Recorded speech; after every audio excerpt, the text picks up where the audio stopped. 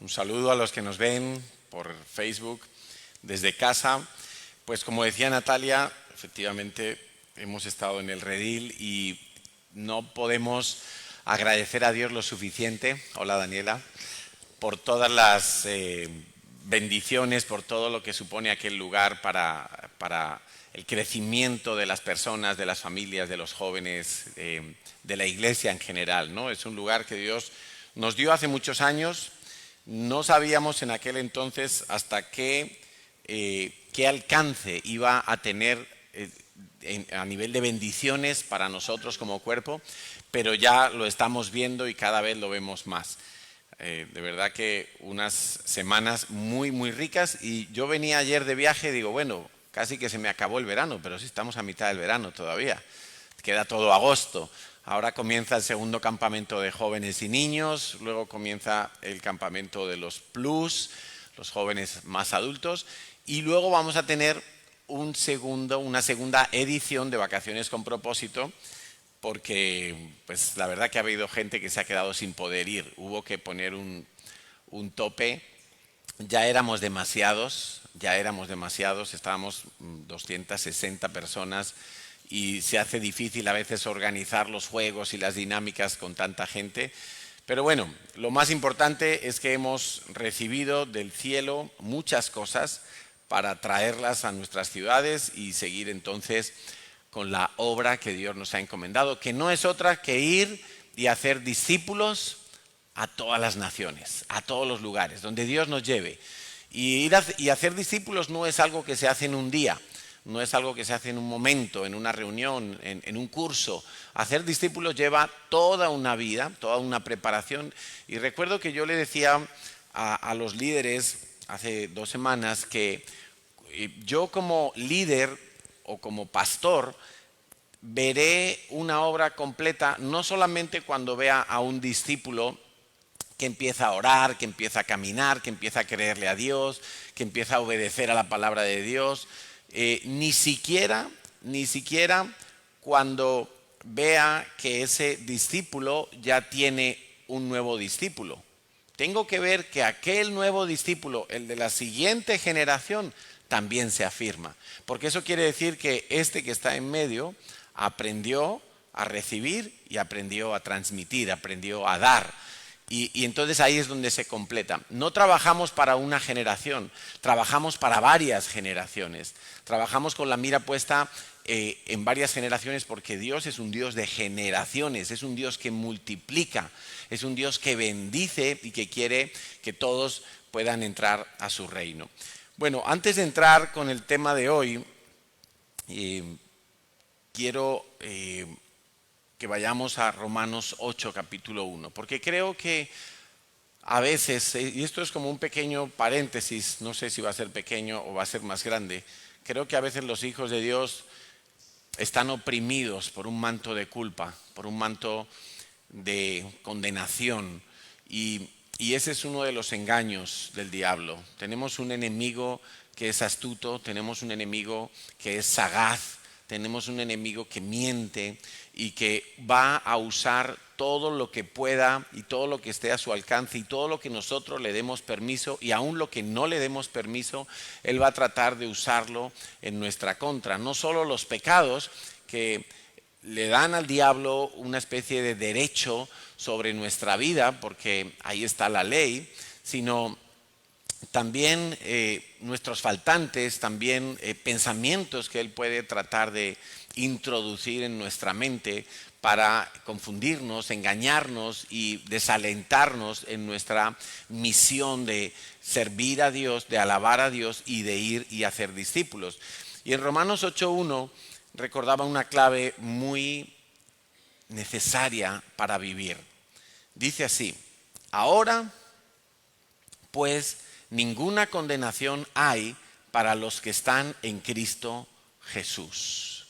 Vamos a repetir. Ahora. A ver, ¿habéis desayunado o no? No importa si en la iglesia estamos 40 o 400 o 4000. Estamos haciendo y siendo iglesia porque Dios ha prometido que donde 2 o más se reúnen, Él está allí en medio de nosotros. Y entonces lo importante no es el número de gente, sino la presencia del Señor. Entonces, que Dios nos hable en esta mañana. Ahora, ninguna condenación hay para los que están en Cristo Jesús.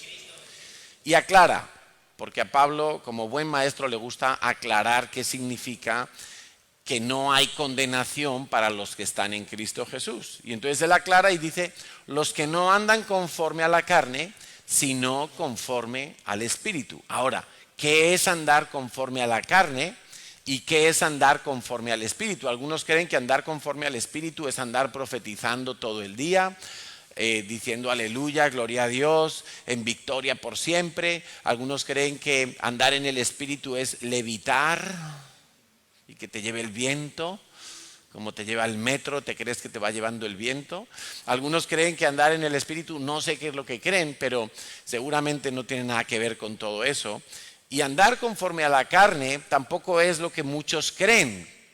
Muchos creen que andar conforme a la carne es andar todo el día en borracheras, en orgías, andar pecando. Esas son las obras de la carne, pero andar en el Espíritu y andar en la carne, andar conforme al Espíritu y andar conforme a la carne, lo que nos está diciendo el apóstol Pablo es que o yo vivo en la gracia que me da Jesús, o yo vivo en el esfuerzo mío por agradar a Dios cumpliendo la ley. Ni más ni menos.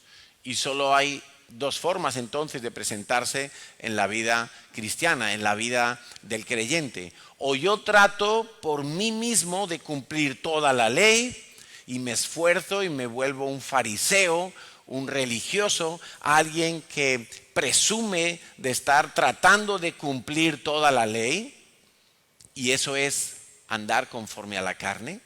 O yo ando conforme al Espíritu, que es en la libertad que Cristo ganó para mí, en esa gracia incomparable, en esa gracia total, en la cual yo no me tengo que esforzar por cumplir la ley, no me tengo que esforzar para entrar al reino de los cielos.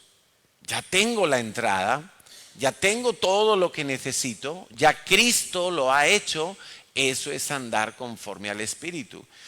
Sigue diciendo Pablo, porque la ley del Espíritu, fíjate, hay dos leyes.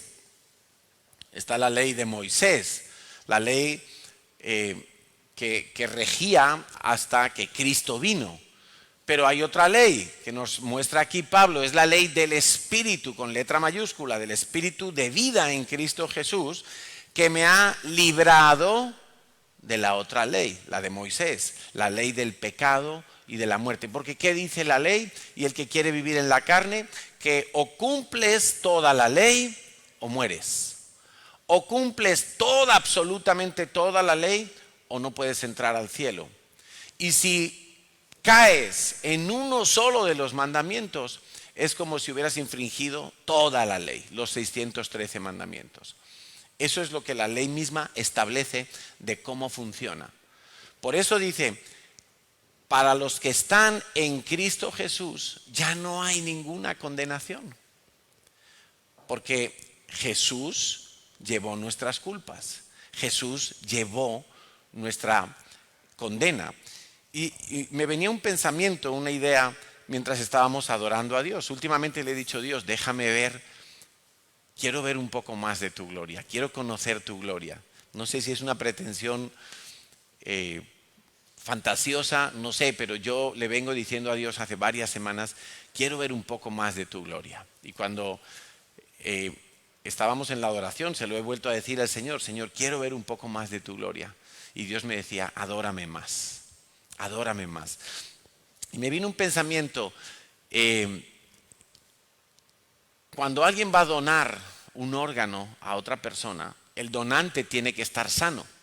Es básicamente lo que los médicos van a asegurarse, que ese riñón, por ejemplo, pues sea un riñón que no esté enfermo, que no tenga ningún tumor y que sea una persona saludable, que no haya fumado, que no haya sido alcohólico, que no haya tenido diabetes, qué sé yo, un riñón sano. El donante tiene que ser un donante sano para que el que está enfermo y se va a morir y está impedido pueda vivir.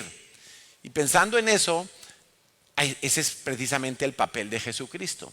Si Jesús hubiera cometido un solo pecado, una sola mentira, una sola mirada impura a una mujer, una sola codicia en su corazón, un solo pecado, aunque Él hubiera muerto en la cruz, Él no hubiera sido el cordero necesario para perdonar a toda la humanidad, para que su sangre limpiara todos nuestros pecados. Él tenía que ser el donante perfecto, Él tenía que ser el puro, el que habiendo cumplido toda la ley y estando limpio de todo pecado, siendo justo por la propia ley de Moisés, Él se ofreció para ser la víctima propicia, la víctima adecuada, la víctima insustituible, incambiable, para que tú y yo no tuviéramos que morir.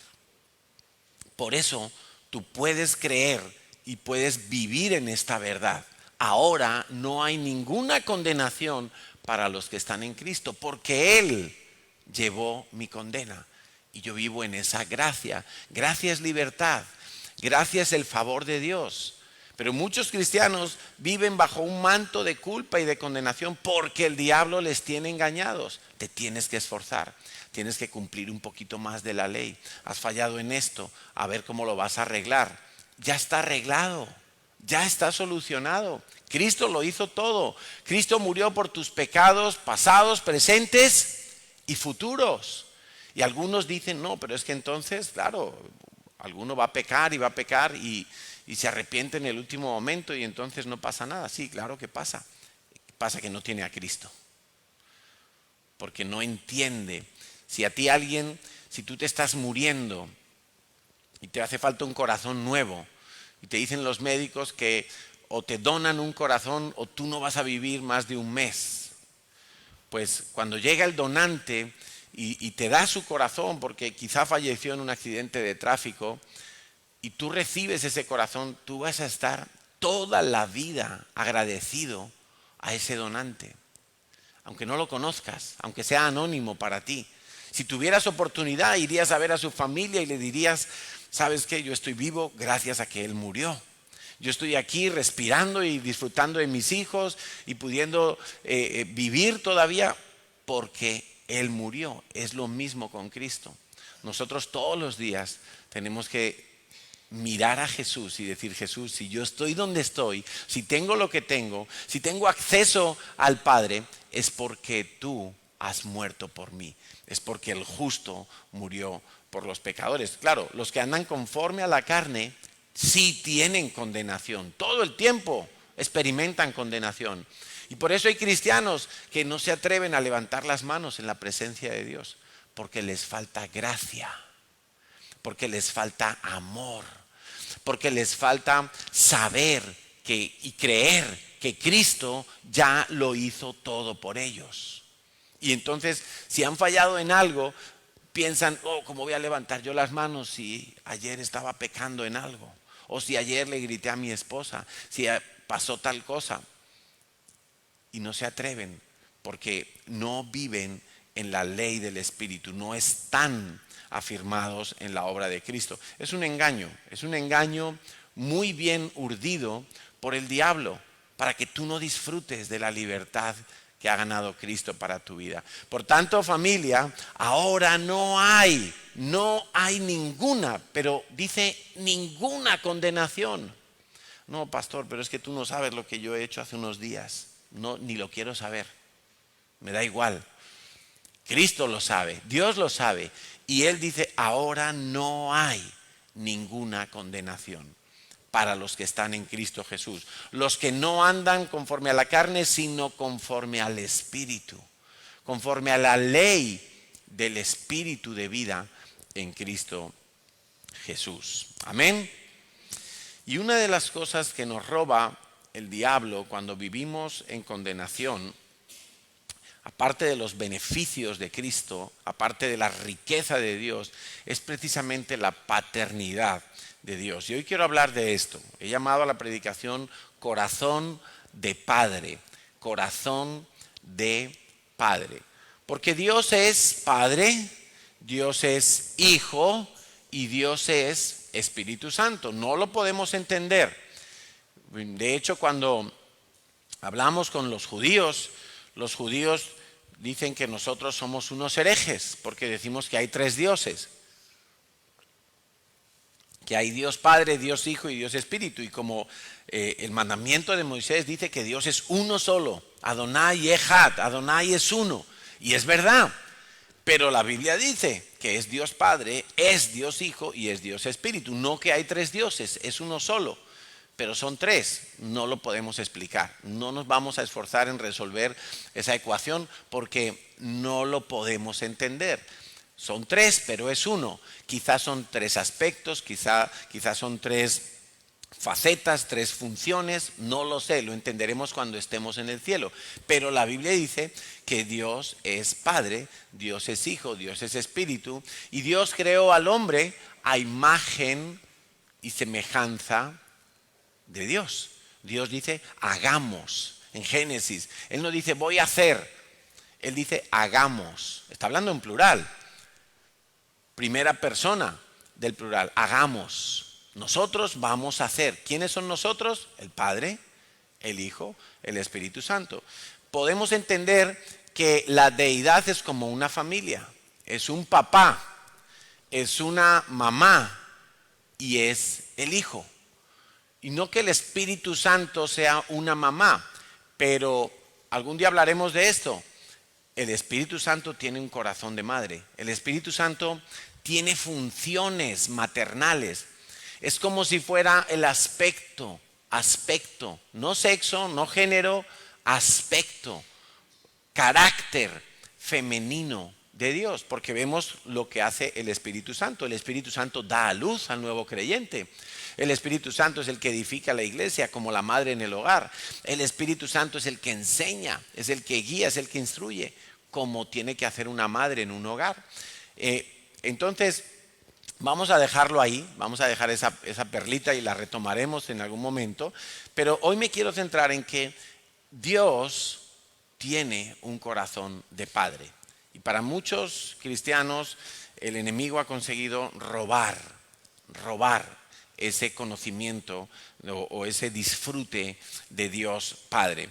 ¿Por qué? Pues porque el diablo se ha empeñado en hurtar, matar y destruir todos los vínculos que tenemos con Dios, entre ellos el de la paternidad.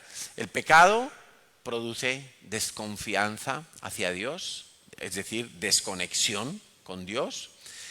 Por ejemplo, a nivel natural en las vidas que vivimos, el divorcio en un matrimonio nos aleja de ese diseño celestial que es Padre, Hijo, o Padre, Madre y el Hijo, ¿no? Dios Padre, Dios Hijo y Dios Espíritu Santo. Un aborto, por ejemplo, que hoy en día es legal en prácticamente toda Europa. Y cabe recordar, y es necesario que lo digamos aquí, que no todo lo legal es aprobado por Dios. No todo lo que los hombres dicen que es bueno y es legal y lo protege la Constitución y las leyes de España y las leyes de Cataluña y las leyes de muchos países, no todo lo que es legal a los ojos de los hombres es bueno y aprobado por Dios.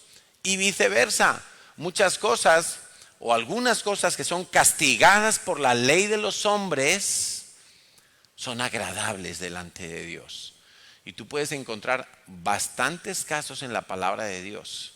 Bastantes casos en la palabra de Dios. Rahab mintió al rey de su ciudad. Ay, pero mentir es pecado. Pero ¿sabes qué ocurre?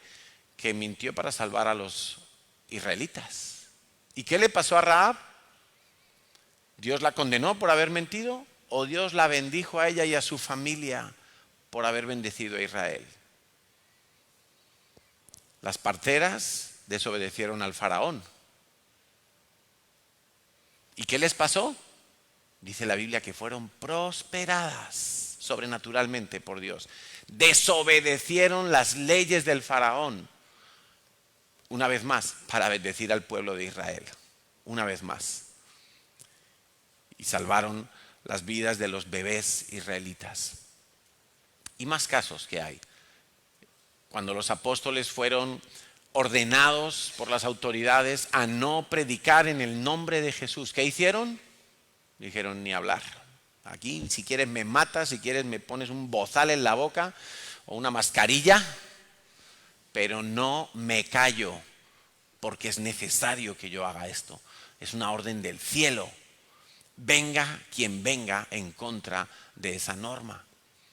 Por eso, familia, no nos volvamos tan buenos cristianos que nos creamos la mentira de que para ser buenos cristianos tenemos que cumplir toda la ley de los hombres.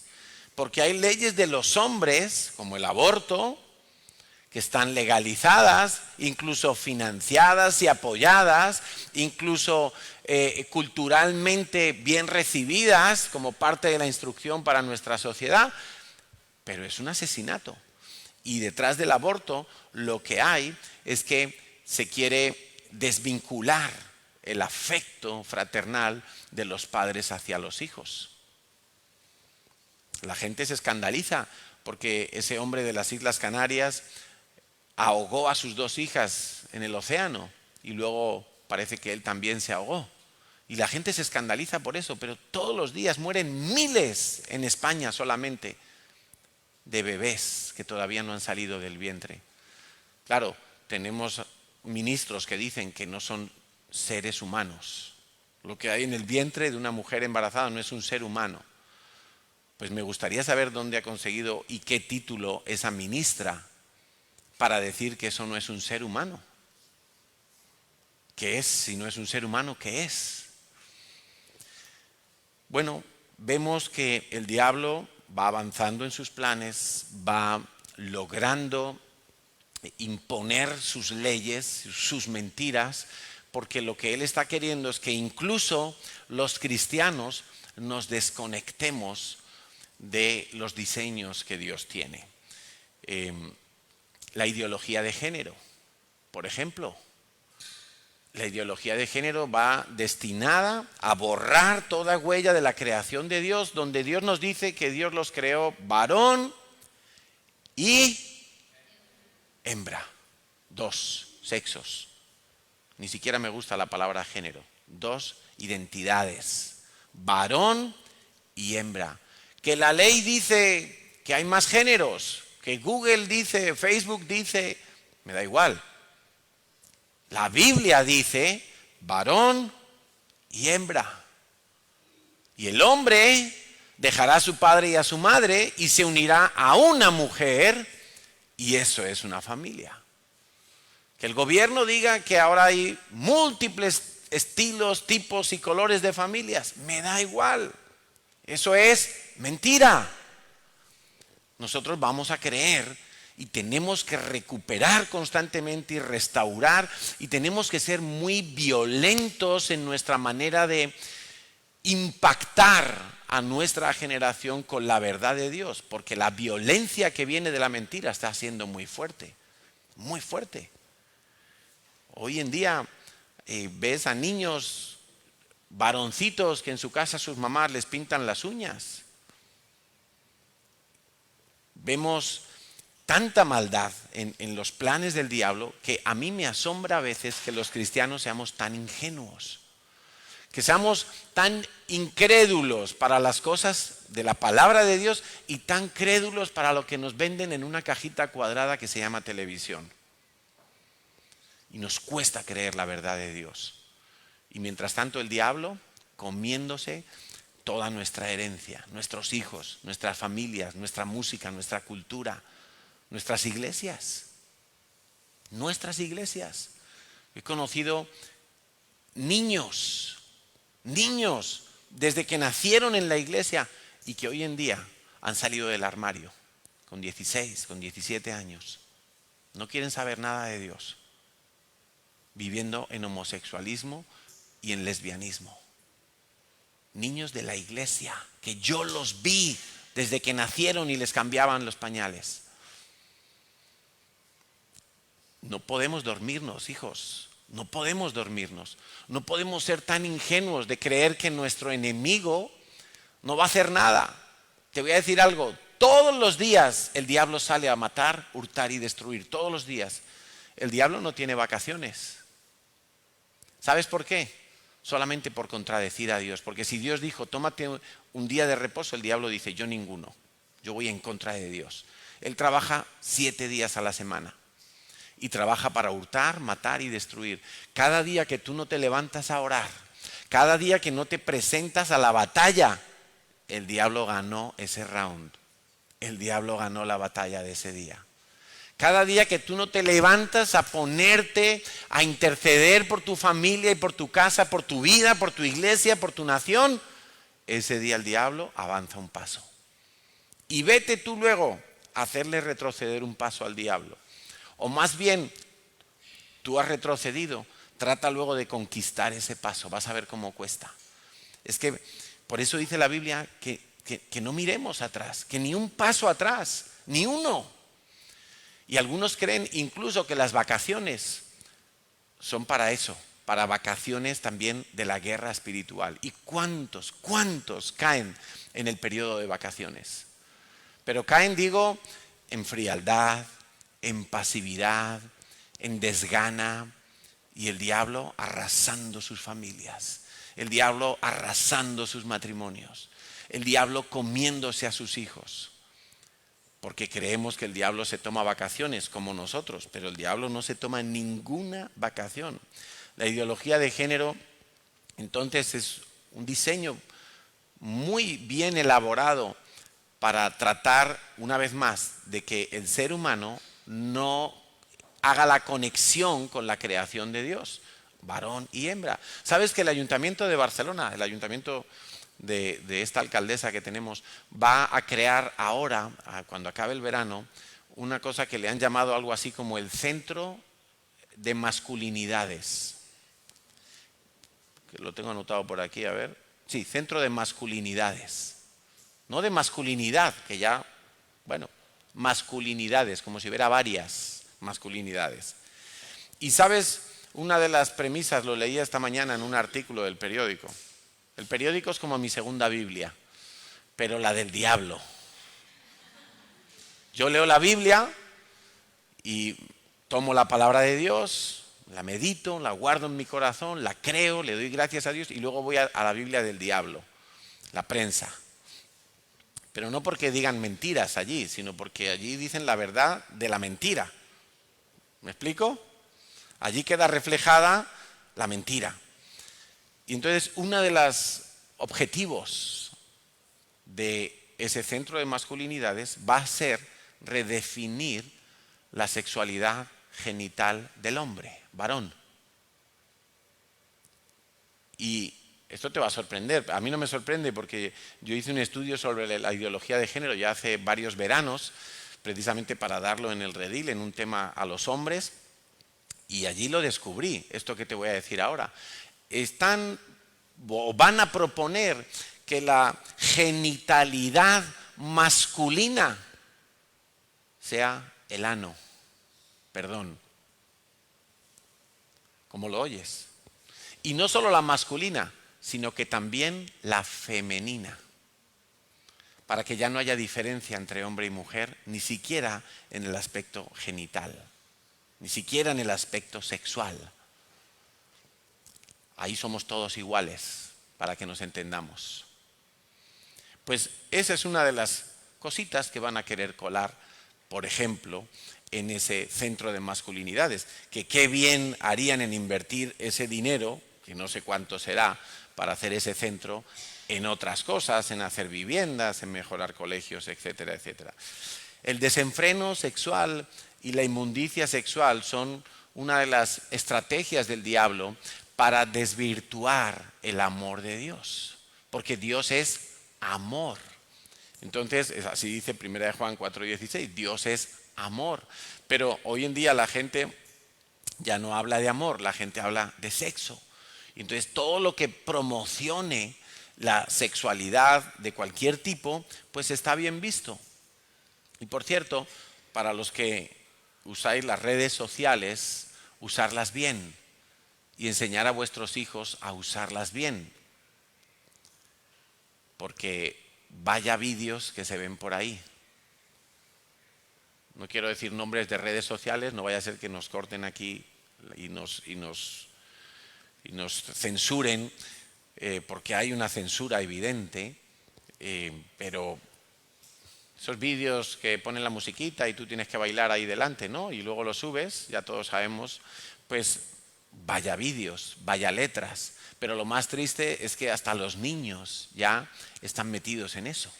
Quizá no saben ni lo que están cantando, pero el diablo sí lo sabe. Y ellos lo están cantando y el diablo va a tomar eso para hacer su desastre. Los ídolos se presentan como dioses para que la gente se vaya tras los ídolos. La eternidad es cambiada por la reencarnación y por una cantidad de teorías absurdas, ¿sí? El juicio de Dios. Nadie quiere oír hablar de que hay un juicio. Hasta los incrédulos dicen, pero ¿cómo va a haber un infierno? Claro, si no quieren creer en un juicio, pues tampoco quieren creer en un infierno, que es la consecuencia de la condenación. Y entonces preferimos ser humanistas. El hombre es el centro de todo, cuando no los animales, porque hoy en día casi que sale más caro hacerle daño a un perro abandonado en la calle que a un niño. La ley de Dios, en muchos casos, es puesta por encima del corazón de Dios. Y Dios creó la ley para el hombre y no al revés. Dios creó al hombre y Dios después le dio unas leyes. Pero vemos que hay mucha gente esclavizada, como decía en Romanos el apóstol. Están esclavizados porque están viviendo conforme a la carne, creyendo que todavía tienen que cumplir toda la ley para estar delante de Dios. Entonces, el punto es que nosotros tenemos relación vertical con Dios, tiene que ser restaurada. Cuando yo me centro en restaurar las relaciones horizontales, es decir, si tengo un mal matrimonio lo quiero arreglar, claro, ¿quién no quiere eso, verdad?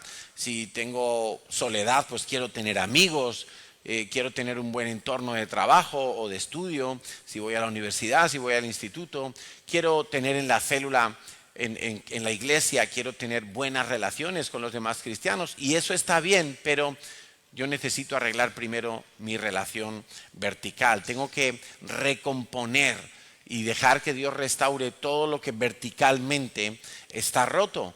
A mí me asombra, una de las cosas que disfrutamos mucho en los campamentos de verano, pero una de las cosas que me asombra es ver cómo el diablo ha dañado las familias. Cómo el diablo ha propiciado que haya hombres débiles, hombres sin carácter, hombres egoístas que no saben amar, hombres incapacitados para amar como Dios nos pide que amemos a nuestras esposas, mujeres rebeldes, insumisas, que no quieren sujetarse voluntariamente. Entonces, los pastores pasamos la mitad del tiempo como tratando de arreglar cosas aquí, porque los que están aquí no quieren arreglar las cosas hacia arriba, verticalmente. Vemos gente con mentes confundidas, adicciones, familias disfuncionales y no podemos arreglar lo horizontal, no podemos arreglar nuestras economías, no podemos arreglar nuestra sexualidad, nuestra mente, no podemos arreglar nuestros matrimonios y nuestras familias si primero no vamos a arreglar lo vertical. Lo horizontal son los síntomas, es el resultado de, pero no puedo arreglar aquí y aquí si antes no arreglo hacia arriba. Entonces yo quiero insistir hoy en la idea de que el corazón de Dios es un corazón de padre, es un corazón de un papá. Y eso es lo primero que tú vas a tener que restaurar en tu vida cristiana si quieres que todo lo demás comience a arreglarse. Ahora, si yo te digo, ¿qué piensas tú cuando yo digo la palabra padre? Hay un vecino por aquí que cada vez que me ve me dice padre. En vez de pastor o Carlos, porque él ya sabe mi nombre, me dice padre. ¿Y qué piensas tú cuando yo te digo qué es para ti un padre? ¿Qué sientes tú? ¿Qué pasa por tu cabeza? ¿Qué te viene? ¿Qué recuerdos te vienen cuando yo te digo la palabra padre? Para todos nosotros la paternidad viene marcada en el hogar, por lo que hemos vivido en nuestra infancia y también en nuestra adolescencia y juventud, incluso en la edad adulta, los que hemos podido tener vivo a nuestro padre. Y estoy hablando de padre varón, no estoy hablando de la madre, que es en nuestra infancia y en nuestro hogar donde nosotros hemos sido modelados a una cierta paternidad. Y eso es lo más seguro, lo más probable que nos va a venir a la mente cuando oímos la palabra padre. En mi caso, por ejemplo, yo tuve un padre que era cariñoso, un padre que era arriesgado, aventurero. Eso me encantaba de mi padre. Tuve un padre que era emprendedor, trabajador. Tuve un padre que nos defendía cuando había problemas. Recuerdo una vez que mi hermano mayor pues tendría unos 18 años, mi segundo hermano tendría 16 y medio y yo tendría unos 15. Y recuerdo que mi hermano mayor llegó a casa con su novia y en el portal, abajo en el portal, unos jóvenes le dieron una paliza. Lo patearon en el suelo, lo dejaron muy tocado. Y su novia subió corriendo a avisar a mi padre. Pepe, están pegando a José. Y mi padre bajó y ya los agresores se habían ido. Pues subimos a mi hermano a casa, subía cojeando, tenía un ojo pero así hinchado, parecía una hormiga atómica. Le habían dado patadas en los testículos, le habían dado patadas por los costados. Bueno, lo calmamos un poco y mi padre estaba súper nervioso y entonces él tenía un bate de béisbol en el coche. Lo fue a buscar y dijo a mi hermano Juan y a mí, vamos a buscar a los agresores. Porque sabíamos quiénes eran chicos del barrio. Y la novia de mi hermano pues nos había dicho, sí, son fulano y mengano los que siempre están por aquí. Entonces salimos y yo recuerdo la imagen que yo tengo de mi padre. Yo iba por la espalda con mi otro hermano y mi padre iba con el bate de béisbol y nosotros dos detrás, como si fuéramos la sombra. Y hasta que en una de las calles, allí en Madrid, encontramos a los chicos. No me acuerdo ahora cuántos eran, si eran 3, eran 4, y estaban sentados ahí como en un escalón, y mi padre se paró frente a ellos y les dijo, ¿quién ha sido el que ha tocado a mi hijo? Y ninguno contestaba nada. Y yo estaba detrás como diciendo, aquí como se líen a tortas, ¿yo qué hago? Si yo tengo 15 años y estos son 20 y tantos. Pero mi padre ahí, con el bate en la mano, pero con una firmeza impresionante. Y entonces, como ninguno de esos 4 cobardes se atrevió a abrir la boca, mi padre les dijo, si volvéis a tocar un solo pelo de mis hijos, os mato. Así. Yo decía, wow, mi padre, qué guay. O sea, yo me sentía seguro de estar con él. Nunca nos dejó, por decirlo así, indefensos, ¿no? Podría decir que tuve un buen padre, nos dio todo lo que necesitábamos para estudiar, el que necesitó algún estudio privado, hicieron el esfuerzo, siempre tuvimos lo que necesitábamos, veíamos en ellos pues una capacidad de sacrificio muy grande. Y en ese sentido creo que tuve un buen padre, no que no tuviera fallos, sino un padre que cumplió con las funciones de padre. Era cariñoso, nos abrazaba, jugaba con nosotros, nos enseñó a montar en bici, íbamos de excursiones, era integrador, muy integrador, un padre patriarca. En ese sentido, a mí personalmente no me cuesta entender la figura de Dios Padre, porque eso es lo que tiene que ser un padre, alguien que provee para los de casa, alguien que defiende a los suyos, alguien que da instrucción y que da dirección, alguien que está en los momentos difíciles, alguien que ama a su esposa y que tú ves en casa un ejemplo de matrimonio, etcétera, etcétera. Entonces, ese es mi testimonio. A mí personalmente no me cuesta ver a Dios como un papá. Desde el principio de mi vida cristiana tuve muy muy claro en mi mente y en mi corazón que yo era un hijo de Dios y que Dios era mi papá. Y que Dios me iba a defender y que Dios me iba a proveer. Y nunca me costó esa parte. Cuando yo leo en Romanos 8:15, dice, pues no habéis recibido el espíritu de esclavitud para estar otra vez en temor, sino que habéis recibido el espíritu de adopción por el cual clamamos, Abba, Padre. Y eso me gustó de la gente latina que conocí desde el principio de la vida cristiana, que llamaban a Dios papá, papá Dios. Yo a mi padre nunca le he llamado, bueno, sí, cuando era más pequeñito le llamaba papá, pero no es algo así como tan tierno, ¿no? Creo que los latinos sois un poquito más dulces para eso, pero me gustaba llamar a Dios papá, no solamente padre. Padre es algo como un poquito serio, como muy quizá protocolario, que marca una distancia, pero Dios es todo lo contrario. Dios quiere una cercanía total, una confianza total. Y en Gálatas 4:6 dice, y por cuanto sois hijos, Dios envió a vuestros corazones el espíritu de su Hijo, el cual clama, Abba, Padre. Abba significa papá, papi, papito, algo muy tierno, algo muy, muy cercano. Entonces, quizá no todos los casos que estamos aquí hemos tenido un padre que haya cumplido con las funciones que tiene que cumplir un padre. Y la única manera que yo tengo de restaurar entonces mi relación con Dios Padre es que yo pueda perdonar los errores de nuestros padres, es decir, cada uno del papá que ha tenido. Si yo he tenido un papá que me ha hecho daño de alguna manera, yo necesito perdonar para poder entonces comenzar a conocer la paternidad de Dios. Guardar rencor, por cierto, es pecado. No perdonar es pecado, me daña a mí. No perdonar es como llevar continuamente una mochila y recordar continuamente la ofensa, el daño, la herida, la traición que te hicieron. Por eso no perdonar no es inteligente. No es inteligente. No perdonar es absurdo. No perdonar es estar recordando todo el tiempo hasta el punto de generar amargura en todo mi ser. De manera que una persona amargada todo lo filtra por la amargura.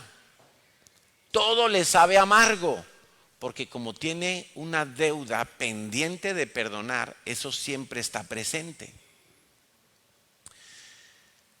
Y la amargura es tan grave, o vamos a decir tan dañina, que me lleva en un momento dado a apartarme de la gracia de Dios, a creer que yo tengo que esforzarme para poder estar cerca de Dios. Dice el Salmo 32 del 1 al 6. Es un salmo espectacular, como todos los salmos de la Biblia y como cada palabra que está escrita en nuestras Biblias. Dice así, bienaventurado. ¿Qué quiere decir bienaventurado? ¿Alguien lo sabe? Venga, hoy que estamos poquitos. ¿Qué es bienaventurado? Feliz. 3 veces feliz, muy feliz. Bienaventurado aquel cuya transgresión ha sido perdonada y cubierto su pecado. Bienaventurado el hombre a quien Yahweh no inculpa de iniquidad y en cuyo espíritu no hay engaño. Dice el versículo 3, mientras callé, mientras no confesé, mientras no expuse el daño, la traición, la ofensa, mientras no hablé de eso con alguien, mientras no pedí ayuda, mientras no clamé a Dios que me diera libertad, mientras callé, se envejecieron mis huesos. Ahí tienes la amargura. Una persona amargada es una persona con un aspecto feo. Una persona llena de gracia se ve más bonita que una persona con amargura. Y hablo físicamente, porque lo que hay dentro se va a reflejar fuera. Eso lo dice la palabra de Dios. Entonces, una persona que esté amargada se puede poner Christian Dior, se puede poner Puturru de Foix, que va a desprender una fealdad. Pero una persona que podríamos decir que es feíta, pero es alegre del corazón, la gente la va a ver bonita. Va a tener la gracia de Dios. Por eso a veces vemos feos que se casan con guapas. Y feas que se casan con guapos, ¿no? A lo mejor porque tienen dinero también, ¿no? Dice, mientras callé, envejecieron mis huesos en mi gemir todo el día, porque de día y de noche se agravó sobre mí tu mano, se volvió mi verdor en sequedades de verano. Mi pecado te declaré. Y no solo el pecado de acción, sino también el pecado de omisión, el no perdonar. Es pecado en sí mismo. Y dice, se agravó sobre mí tu mano, se volvió mi verdor en sequedades de verano. Eso es muy entendible en un país como España, que tenemos 4 estaciones, o un país como Israel, que tiene las 4 estaciones. Pero hay países donde todo el año todo es verde. Pero aquí en verano se seca el campo. Y lo que era verde en primavera, de repente tú lo ves amarillo y seco. Seco, estamos llenos de incendios todos los veranos. Mi pecado te declaré y no encubrí mi iniquidad. Dije, confesaré mis transgresiones a Yahweh y tú perdonaste la maldad de mi pecado. O sea, el punto es, alguien me hiere, mi papá. Vamos a ver que hay diferentes tipos de heridas, pero mi papá me hiere y si yo no lo perdono, entonces el que está pecando soy yo. El que necesita ir a Dios y pedir ayuda, porque es difícil perdonar, no nos vamos a engañar. Aquí que ninguno vaya de Terminator, porque perdonar es difícil, cuesta mucho, duele. Y no es que perdono en un momento que me siento ahí espiritual y digo, pues sí, perdono. Es que lo tienes que mantener todos los días, todos los días. Y el diablo es tan malo, tan sucio y tan astuto que en algún momento de nuestra vida que nos pille un poquito descuidados, él va a tratar de refrescarnos ese daño que nos hicieron en el pasado. Y quizá yo he tenido victoria durante 5 años, durante 10 años, pero en un momento dado me pasa algo y el diablo me viene a recordar la herida antigua para hacerme creer que yo todavía estoy bajo las consecuencias de aquella herida, de aquella ofensa, de aquella traición, de aquel abuso. Por eso el perdón es diario. El perdón es diario, es una decisión. Es lo mismo que el amar. ¿Por qué tienen éxito algunos matrimonios y otros no? ¿Porque se acabó el amor? Si se acabó el amor, no era amor, porque el amor nunca deja de ser. Se acabó la decisión de seguir amando. No quiero seguir amando. No quiero arreglarme con mi cónyuge. No quiero perdonar. No quiero soportar. No quiero ceder. No quiero cambiar más cosas. No quiero. Se acabó el matrimonio. Porque las bodas normalmente son todas muy bonitas, pero el amor es una decisión diaria, hasta que te mueres, hasta que el Señor venga. Muchos entonces están impedidos de honrar a sus padres porque no han perdonado los errores de sus padres. Pero resulta que honrar a nuestros padres es un mandamiento, ¿sí o no? Y honrar es muy claro. La Biblia no dice honra cuando puedas, cuando tengas tiempo, cuando lo hayan hecho perfecto, cuando los tengas cerca, cuando estén vivos. No, la Biblia dice honra. No dice honra a tus padres, pero si lo han hecho mal, ignóralos. No dice eso, ¿verdad? No podemos añadir a la palabra de Dios nada. A veces inconscientemente lo añadimos. Honro a mis padres, pero es que lo hicieron tan mal que ese mandamiento no es para mí. Mentira. Dios dice honra a tu padre y a tu madre para que te vaya bien, para que tus días sean largos. Es un mandamiento. Ahora, quiero decirte una cosa, para que te quites un peso con los mandamientos. Los mandamientos son buenos. La ley de Dios es buena, es santa, es justa, Eso es lo que nos enseña la palabra de Dios. Toda ella es buena, toda ella es santa, toda ella es justa. Los mandamientos, ¿cómo te explico esto? Los tienes que obedecer, pero además es que los necesitas obedecer. Y quiero explicarte esto. Si yo aprendo a honrar a mi padre y a mi madre, yo voy a estar en conexión con el diseño de Dios. Mi padre y mi madre los tengo aquí al lado, los puedo ver, los puedo tocar, puedo hablar con ellos, me han criado. Si yo no lo puedo hacer aquí, ¿cómo lo voy a hacer con Dios? Entonces yo necesito honrar a mi padre y a mi madre para poder conectarme con el diseño que hay en el cielo, que es padre, madre, hijo. Es la familia divina. Yo no necesito robar. La Biblia dice, no robarás.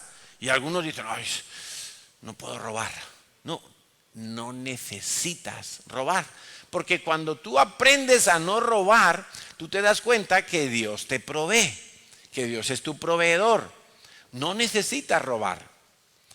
¿Qué más? No codiciarás ni la mujer de tu prójimo, ni la casa de tu prójimo. No codiciarás. Porque cuando tú aprendes a no codiciar, tú vas a ser agradecido con lo que tienes. Y vas a aprender a esperar en sujeción y en obediencia a Dios. Y vas a estar contento con lo que Dios te da. Entonces, no necesitas codiciar. El arma que utiliza el diablo es, si codicias, vas a caer. Cuando el corazón de Dios lo que nos está diciendo es, no necesitas codiciar, confía en mí. Si el otro tiene más, tranquilo, tú estás en otro proceso, en otro momento. Quizá a ti no te puedo dar tanto, tengo otros planes para ti. O quizá te lo voy a dar, pero más adelante, no lo sé, pero confía en Dios. Y estate contento y sea agradecido por lo que tienes. No te hagas ídolos, es otro de los mandamientos, ¿no? No te harás ídolos. ¿Por qué? ¿Por qué no necesito tener ídolos? Porque yo tengo que aprender a oír a Dios. Un ídolo no me habla, ¿verdad? Un ídolo no me puede oír. Un ídolo no me puede ver. Un ídolo no me puede abrazar. Pero Dios dice, no te hagas ídolos. No necesitas ídolos. Yo te oigo, yo te hablo, yo te voy a instruir, yo te voy a abrazar. Yo voy a estar a tu lado todos los días hasta el fin del mundo. No necesitas tener ídolos. No mientas. ¿Cuál es la lógica? No necesito mentir, porque la verdad va a permanecer para siempre. Porque si yo miento, entonces me va a resultar difícil creer en Jesús, que es la verdad. Entonces Dios dice, no necesitas mentir. Vas a conocer la verdad. Y Dios siempre va a respaldar la verdad, siempre. Me acuerdo que cuando fue el campamento de Pascua en el Redil, y fueron algunos coches de Madrid, y el domingo, terminando el campamento, salían los coches hacia Madrid. Había restricción, no se podía salir de Madrid para ir a Extremadura. En aquel tiempo estaba, acuérdate, el confinamiento comarcal o provincial. Uno no podía salir de Madrid para ir a otra provincia y menos atravesar 2 o 3 provincias para llegar al Redil. Y entonces, saliendo del Redil, iba una mujer en su coche con su familia y le paró la Guardia Civil. ¿De dónde viene? Del Redil, la verdad. ¿Y a dónde va? A Madrid. ¿Y ustedes qué hacen en el Redil? Ah, no, eso es un congreso cristiano. Hemos estado orando por toda España, por los reyes, por los presidentes. Siga, siga, siga. No sé qué entendió el guardia civil, pero no le puso multa. Estaba saltándose el confinamiento, pero dijo la verdad. Y no solo sirvió para ella, sino que todos los coches que venían detrás, ella empezó a poner por el WhatsApp, yo he dicho que vengo del Redil y me han dejado pasar. Entonces todos los que venían detrás empezaron a decir, vengo del Redil, vengo del Redil. Ya ni les preguntaban, ni una multa. Porque Dios respalda la verdad. Porque Dios respalda la verdad. No necesitas mentir. Guarda el día de reposo. Es un mandamiento. A que a muchos se les había olvidado. Guardar el día de reposo es un mandamiento.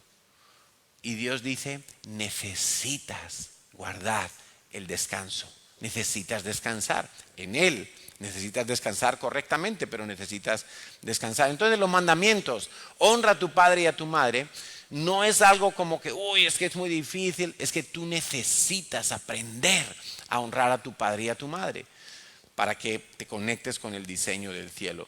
Claro, yo entiendo que algunos han podido tener papás que no han cumplido con la paternidad correcta. No han provisto para la casa, abandonaron el hogar, hubo divorcios, quizá hubo malos tratos, abandonos, ruina, fraudes, estafas, eran enemigos de Cristo, quizá hubo violencia, golpes, borracheras, incumplían sus promesas, todo el rato criticaban, eran intransigentes, estrictos al máximo, había malas palabras, había mentiras, había adulterio, siempre estaban ocupados, había pobreza y mentalidad de pobreza. Muchos crecieron en sus hogares escuchando todo el tiempo, no hay, no hay. Claro, cuando hemos tenido una paternidad distorsionada, dañada por el maligno, pues mi paternidad, la paternidad de Dios hacia mi vida se ve igualmente afectada. Entonces, hay gente que no se atreve a pedirle a Dios porque su papá en casa siempre incumplía las promesas. Te voy a llevar a la playa el fin de semana, y llegaba el fin de semana y el papá ni aparecía por la casa. Te voy a comprar los zapatos que necesitas porque ya están estropeados, pero el papá llegaba borracho, se había gastado todo el dinero y no había para los zapatos del niño. No había para los libros, no había comida en la nevera. ¿Sí? Papás que no defendieron a sus hijos cuando estaban en peligro y cuando había necesidad. Papás que indujeron a una sexualidad precoz a sus hijos. Alguien me contaba que en cierta parte de Colombia es un orgullo para los padres llevar a los hijos adolescentes a los prostíbulos, como para iniciarlos a ser hombres. Imagínate qué paternidad tan distorsionada, ¿no? Papás que no estuvieron en los momentos importantes, en una graduación, en una competición, papás que no corregían, que nunca pusieron límites, papás que no jugaban con sus hijos, papás que no acompañaban a su familia a la iglesia. Abusos físicos, abusos verbales, abusos sexuales, papás que no tomaban el tiempo para oír los problemas de sus hijos, papás que todo se lo tomaban a broma, o papás que todo lo veían muy complicado y muy difícil. Y quizá muchos más casos podríamos incluir ahí de las experiencias de cada uno de nosotros. Paternidades deficientes, paternidades incompletas, paternidades distorsionadas. Pero la buena noticia es que Dios te ha traído a una iglesia, y yo creo que no somos una iglesia al uso, no somos una iglesia normal, aunque puede sonar un poco raro esto que estoy diciendo, porque nosotros no nos conformamos a tener reuniones y a tener una serie de eventos en una agenda, sino que de alguna manera queremos meternos en la vida de la gente. Y quiero explicar esto bien porque a veces encontramos resistencia precisamente por las heridas que traemos. No nos queremos meter en la vida de la gente porque somos unos metidos, porque somos unos chismosos, no, sino porque queremos ayudar a la gente a poner en orden su vida y a reconciliarse con Dios completamente. Porque nos da mucha rabia, a mí personalmente me da mucha rabia, me quema por dentro cuando veo que hijos de Dios no pueden vivir la plenitud de la gracia y del favor de Dios en sus vidas. Cuando veo matrimonios que no se llevan bien, cuando veo hijos que no los corrigen con la vara, cuando veo familias endeudadas hasta no poder casi más vivir. Y eso me da mucha rabia porque en Dios tenemos una riqueza total para poder vivir vidas ordenadas, para poder vivir en el diseño de Dios. Me da mucha rabia ver a cristianos deprimidos, a cristianos derrotados, acobardados, temerosos de Dios. Me da mucha rabia haber visto cristianos durante este último año y medio totalmente escondidos, haciendo que un pequeño bichito, voy a decir para que no nos censuren por ahí, sea más grande que Dios. Eso me da mucha rabia. Y por eso desde aquí predicamos, pero luego queremos ir y en el tú a tú, en el cara a cara con la gente, tener pastorales profundas, ir a la raíz de las cosas. Porque no queremos que aquí la gente tenga una cara alegre y en su casa sea un infierno. Porque no queremos que aquí tengan una sonrisa, pero luego su vida es un caos. Y parece que esto fuera un oasis, el domingo venir a la iglesia es un oasis, hay libertad, puedo respirar un poquito, pero luego mi vida es un infierno. No, Dios no te ha llamado a vivir así. Dios te ha llamado a que tú vivas todo lo que Él te ha dado.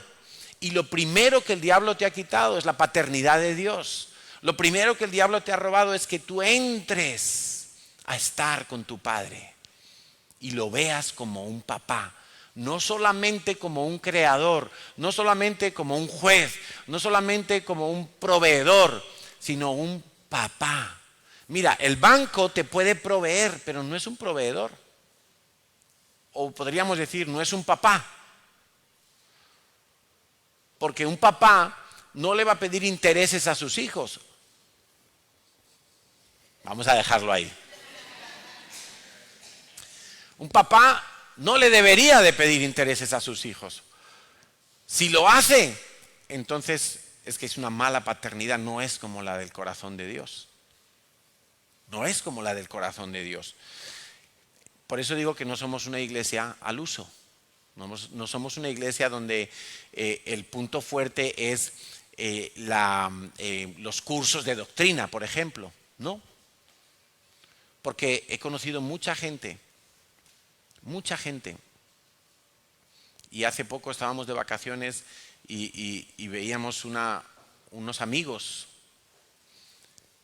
pastores, gente de Dios, gente que se convirtió cuando era jovencito como nosotros, con 20 y tantos, gente que ha sufrido tanto en la vida cristiana, que han visto cómo sus pastores se divorciaban, pero de mala manera, cómo la iglesia se dividía, cómo la iglesia cerraba y echaban la persiana, pero no ahora en la pandemia, sino años, te hablo de años. Gente que amando a Dios y queriendo servir a Dios han sido abusados aún dentro de la iglesia.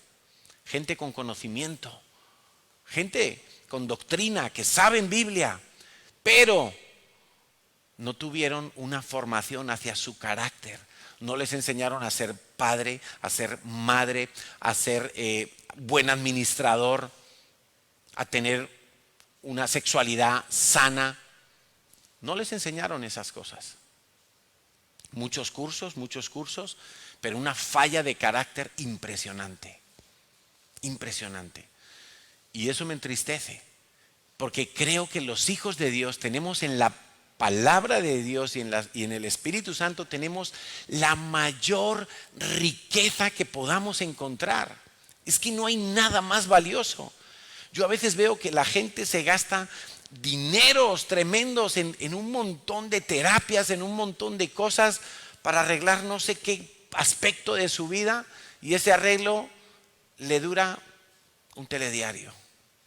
Porque no tiene el fundamento, porque no tiene el sustento de Dios en su vida. ¿Y cuántas veces hemos desperdiciado los principios de Dios? Claro, dentro de esos principios está la obediencia, está la sujeción. Una cosa es saber lo que dice la Biblia sobre la obediencia, pero otra cosa es ser una persona obediente, ser una persona humilde, ser una persona que se sujeta. Cuando tienes un mal jefe, cuando tienes presión a tu alrededor. Eso no te lo da la doctrina. Ser padre en esta generación no es fácil, pero se puede ser un buen padre. Y tú necesitas primero recomponer esa relación con Dios. Por eso te decía, sin que suene mal, no me importa tu pasado. en el sentido de que puedes venir de un pasado que a lo mejor no has conocido ni quién es tu padre. A lo mejor no sabes y llevas el apellido de otra persona y fuiste criado por tus abuelos. A lo mejor abusaron de ti dentro de tu propia familia. No me importa en el sentido de que sea lo que sea, Dios tiene solución. Por supuesto que la tiene. Y una solución válida, completa, una solución que puede ser irreversible para siempre. Pablo le decía a Timoteo y a Tito, les llamaba verdadero hijo. Y la iglesia es un lugar donde Dios va a permitir que tú te restaures con tu padre a través de tu líder, a través de tu pastor, a través de un discipulado, a través de un ambiente familiar. Yo sé que hay gente que viene a la iglesia y se sienten incómodos si les empezamos a preguntar cosas un poquito personales. Yo lo sé, es incómodo, pero déjate ayudar. Si quieres ayuda, claro, porque la gente pone el límite donde quiere. Yo un día le dije a Dios, yo quiero ayuda. Y yo le abrí mi corazón a mis pastores. Les dije dónde fallaba, dónde tenía temores, dónde había debilidad, dónde había ataduras, dónde era esclavo, dónde no entendía nada, dónde me quedaba atascado. Y he recibido ayuda. Y todavía la sigo recibiendo, porque esto es hasta que el Señor vuelva. Esto no tiene, uno no se gradúa, pero necesitas restaurar la imagen que tienes de Dios. Necesitas en la iglesia aprender a sujetarte, aprender cuál es el rol del padre, cuál es el rol del hombre en el matrimonio. Vas a aprender a ser obediente. ¿Sabes? Hay gente que quiere servir en la iglesia. Y está bien, y están dispuestos, y hay gente talentosa, muy talentosa, pero necesitamos gente obediente. ¿Tú te imaginas un ejército que no fuera obediente? Un ejército lleno de gente que cada uno dispara para donde quiere. Se matan todos a todos. Efectos colaterales. No, mentira. Falta de sujeción. Entonces, en la iglesia vas a aprender a obedecer algo que te debería haber enseñado tu papá. Aprender a obedecer, aprender a sujetarte. Pero muchos, y quizá aquí hay algunos, estaban deseando cumplir 16, 17, 18 años para decir, me voy de casa, no aguanto más, quiero vivir la vida. No aprendieron a obedecer. Luego vienen a la iglesia y cuando están en una célula, cuando están en un equipo ministerial, surge ese mismo sentimiento. Cuando un día el líder le dice algo que no le gusta, le corrige por algo que no ha hecho bien, se le revive ese sentimiento. A mí no me manda nadie. Yo salgo de aquí, me conecto online y no me manda nadie. Y así hay mucha gente hoy en día. Y la pandemia ha ayudado a acrecentar todo esto, porque la gente se siente su propio jefe. Pero eso no es real. A veces te dicen, monta una empresa y sé tu propio jefe. Eso no es real. Siempre vas a tener un jefe. En este caso, el ministro de Hacienda. El gobierno, que de repente montas un bar y te dice, pues se cierra a las 12 de la noche. Tienes un jefe. O sea, siempre vas a tener un jefe. No, en esta vida no podemos andar desligados de todo el mundo. Aquí en la iglesia vas a aprender o vas a tener la oportunidad de aprender a sanar el concepto que tienes de Dios Padre. Y lo primero que tienes que hacer es perdonar a tu papá en la tierra. No importa si está vivo, si ya falleció, si tienes acceso a él, si no sabes dónde está. Lo primero que tienes que hacer es perdonar. Sin perdón no hay sanidad. Sin perdón no hay restauración, es imposible. Por eso cuando el Señor te dice en su palabra, necesitas perdonar. ¿Hasta cuántas veces? Hasta 70 veces 7. Pero no lo veas como una obligación, míralo como una necesidad. Es que es un bien para ti. Es un bien para ti. Por eso entendí cuando estábamos en la adoración y yo le decía, Señor, quiero ver un poco más de tu gloria. Y Él me decía, adórame más. Porque yo necesito adorarle para poder ver su gloria. Y Dios es tan bueno que todo lo que nos pide que hagamos, todo absolutamente lo que nos pide que hagamos es para un beneficio nuestro. No es para un beneficio de Él. Es para que tú crezcas, es para que tú le conozcas, para que puedas confiar más, es para que puedas ver más de su poder, de su esplendor, de su grandeza. No es para Él, Él es autosuficiente. Él tiene todo lo que necesita. Él es dueño de todo. Él no nos necesita, pero nosotros le necesitamos a Él. Entonces tienes que empezar por perdonar a tu papá, sea lo que sea que te haya hecho. Sea lo que sea. Y si no sabes cómo hacerlo, pues pide ayuda, porque en la iglesia estamos para ayudar, no solo para predicar.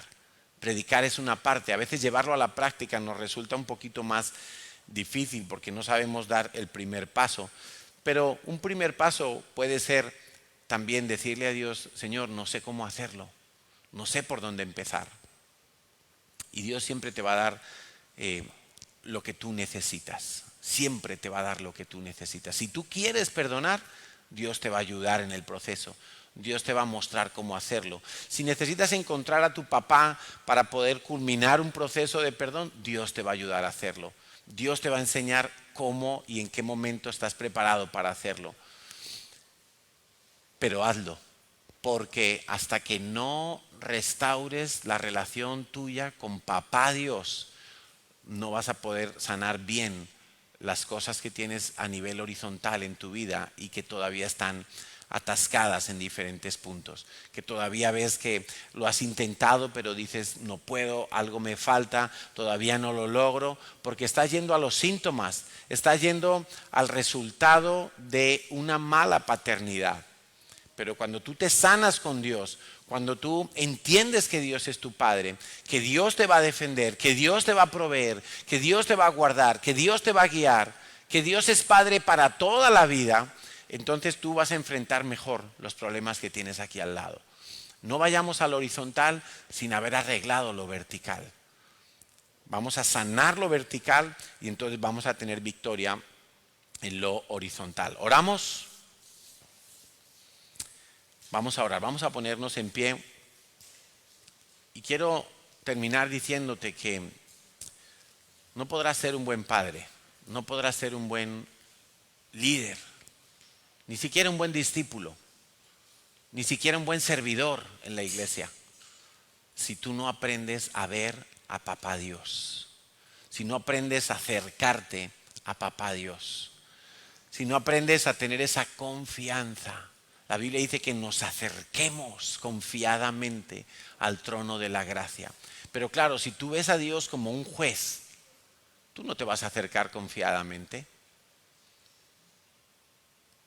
No vas a tener libertad. No vas a tener proximidad. Si tú ves o crees que Dios va a ser como tu papá, que incumplía las promesas, que nunca tenía tiempo para ti, no vas a tener motivos para orar a Dios. Vas a decir: ¿para qué voy a orar? Si Dios no me oye.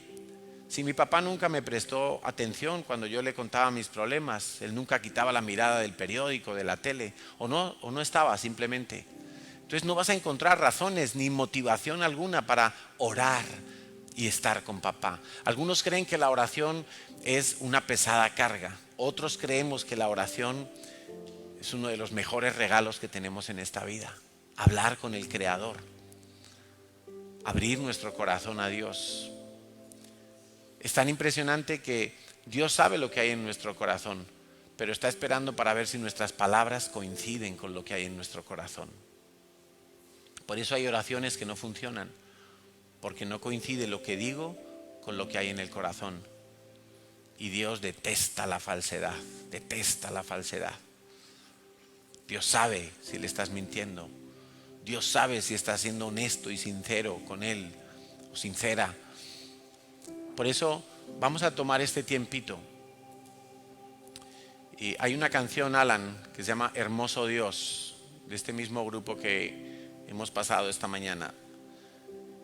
Y mientras suena la canción así suavemente, yo quiero invitarte a que comiences a hablar con Dios. a que comiences a hablar con Dios y le digas qué es lo que te cuesta de la paternidad. Que tú le digas dónde experimentas una desconexión. Quizá tu papá nunca te dio un abrazo y te cuesta creer que Dios te puede dar un abrazo. Quizá tu padre nunca te afirmó ni te reconoció tus estudios, tus logros en la vida. Quizá te casaste con una persona y tu papá no estaba de acuerdo y nunca aceptó ese matrimonio. Dile: Señor, yo traigo estas heridas, yo traigo estos faltantes, traigo todo esto delante de ti. Quiero descargarme, Señor. Entiendo que Jesús murió en la cruz para librarme de todas las cargas, para librarme de todas mis heridas, para sanar mis dolores, para sanar mis enfermedades, para traer paz a mi mente y a mi corazón, para ayudarme a ser una persona equilibrada. Jesús, tú moriste en la cruz y tú mismo clamabas: Padre, Abba, dame el pan de cada día, perdona mis iniquidades.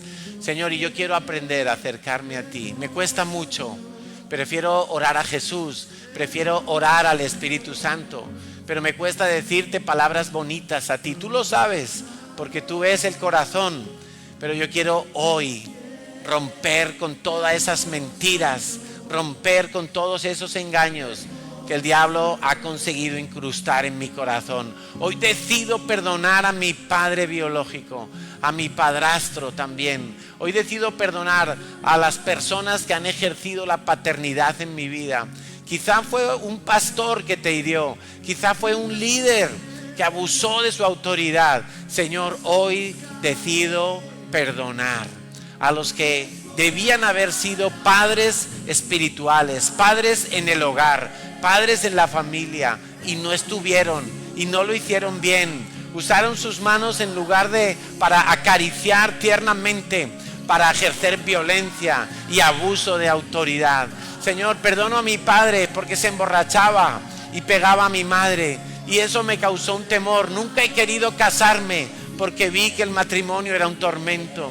Hoy decido perdonar a mi padre que me mentía, que me decía que iba a estar y luego no estaba, que me iba a comprar cosas y no me las compraba, que me iba a dar dinero y no me lo daba, en el último momento me dejaba colgado. Señor, hoy decido perdonar, aunque me duele, Señor, el abuso físico, los golpes extremos, me duele el abuso sexual, Señor, pero hoy con todo el dolor de mi corazón decido perdonar. No quiero vivir en amargura ni en esclavitud. No quiero vivir sabiendo que tengo un Padre amado en los cielos, pero que no me puedo acercar a Él. No puedo seguir así. Señor, ayúdame. Dile a Dios: no quiero vivir más en esta cárcel. No quiero vivir más en esta esclavitud. Quiero acercarme a ti, Padre.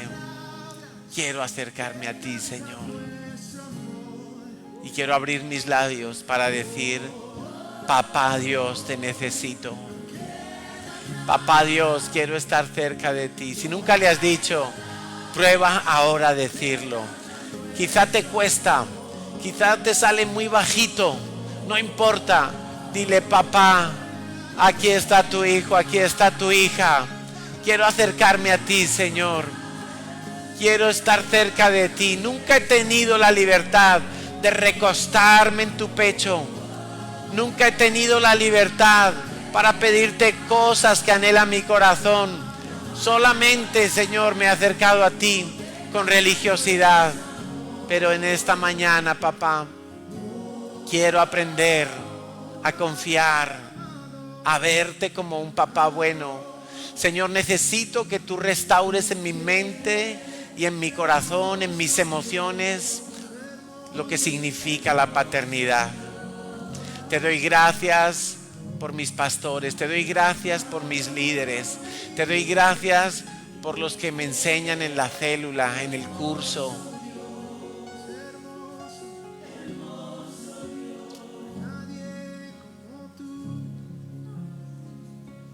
Te doy gracias, Señor, porque tú no quieres que yo me seque en una paternidad equivocada. Tú no quieres, Señor, que yo me pudra en una orfandad espiritual. Tú no quieres que yo viva como un bastardo, Señor.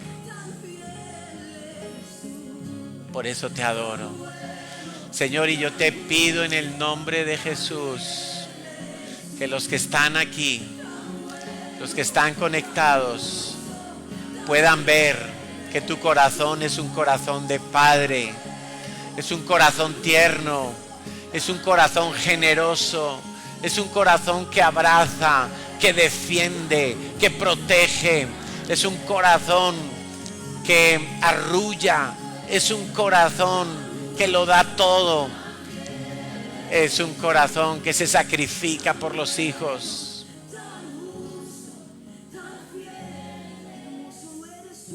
Espíritu Santo, revela la paternidad del Padre a los que están aquí. Hay alguien aquí, alguna mujer que perdió a su padre hace muchos años y toda la vida ha deseado llenar ese vacío.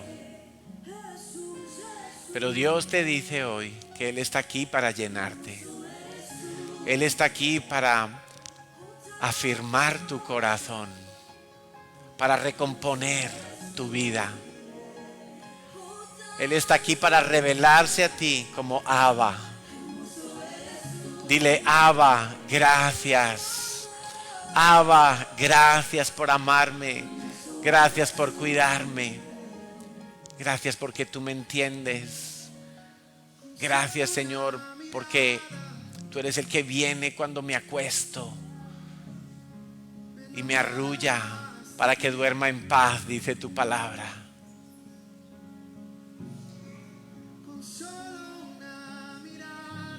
Mira a Dios, mírale.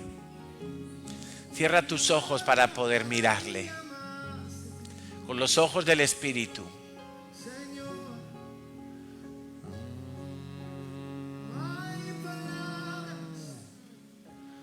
No me da nada de cantar esto.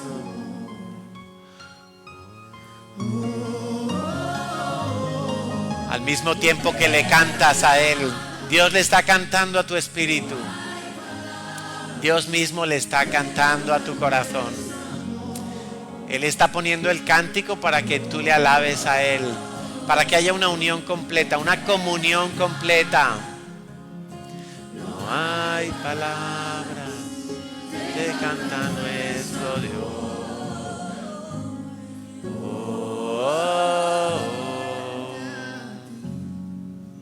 Estoy cautivado y todo ha cambiado.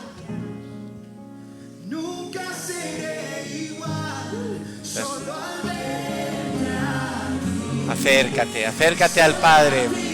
Acércate a tu papá. Él está con los brazos abiertos. Él te recibe, no te rechaza, no te exige nada. Él no tiene ningún reproche en este día. Los que andan conforme al Espíritu no tienen ninguna condenación. Son guiados a toda la verdad. Son introducidos en el lugar santísimo. Y allí está el Padre. Allí está su paternidad para abrazarte en este momento. Nunca seré igual. Nunca seré igual. Nunca seré igual. Nunca más, Señor. El diablo no me engañará. No me dejaré engañar por el maligno. No creeré sus mentiras. Creeré la palabra de Dios. He recibido el espíritu de adopción y el Espíritu Santo me anima, me impulsa a clamar: Abba, papá, aquí está tu niña, aquí está tu niño. Te necesito. Quiero volverme como un niño. Necesito volverme como un niño para estar en los brazos de mi papá, mi tierno papá, mi dulce papá, mi proveedor, mi sanador.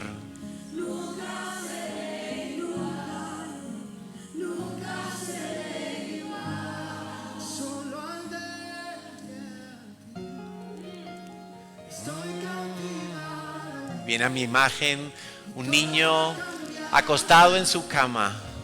Es de noche y pide un vaso de agua porque tiene sed, porque no puede conciliar el sueño. Y viene su padre y le da el vaso de agua y se calma la sed y le acaricia la cabeza. Y ese niño se duerme toda la noche porque está seguro, porque está confiado, porque hay quien le protege, quien le defiende, porque nunca más va a estar solo. Gracias, papá. Tú eres bueno, Señor. Que tu palabra abunde más y más en nuestras vidas. La palabra que hoy nos ha recordado que podemos clamar, Abba, Padre, papá. La palabra que hoy nos ha recordado que somos hijos, que tenemos herencia, que tenemos entrada a tu presencia. Un padre que nunca está ocupado, que siempre tiene tiempo para sus hijos. Un padre que siempre tiene una palabra oportuna. Un padre al cual le podemos pedir consejo en cualquier área. Siempre tiene una palabra sabia. Un papá. Dile gracias, papá. Dile gracias, papá, por amarme, por hablarme, por cuidarme, por mostrarme que lo más importante en esta vida es que yo me reconcilie contigo. Entonces voy a poder enfrentar mis leones, mis batallas aquí en la tierra, porque sé que no estoy solo, porque tu sombra me cubre.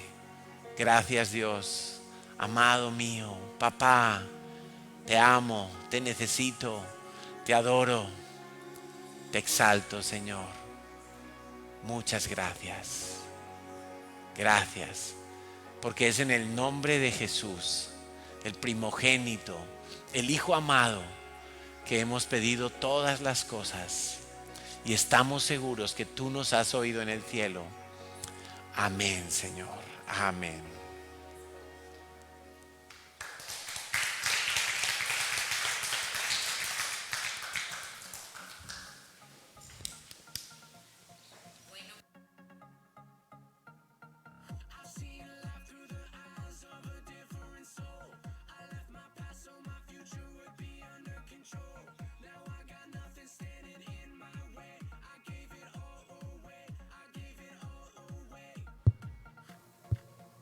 Ya.